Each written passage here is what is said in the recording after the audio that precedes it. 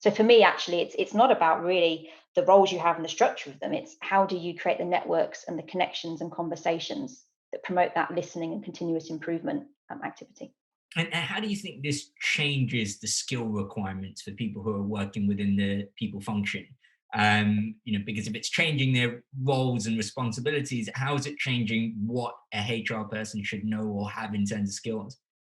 Yeah, and this is a really hard one for me to answer because I know one of the things on your quickfire questions, not to preempt it necessarily, was what was the one skill? And I'm like, there isn't just one. We've talked a lot in the past about thinking, particularly about business partners or people consultants, as I'd like to perhaps now reframe that role to, being much more data and insight savvy.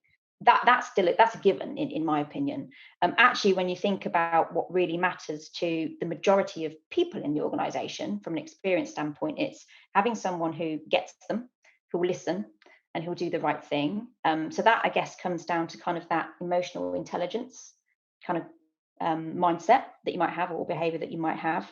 I think there's also elements around integrity.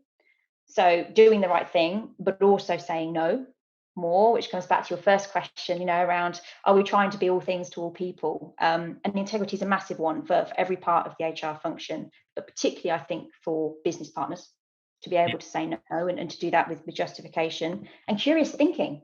Yeah. That's a really interesting one too.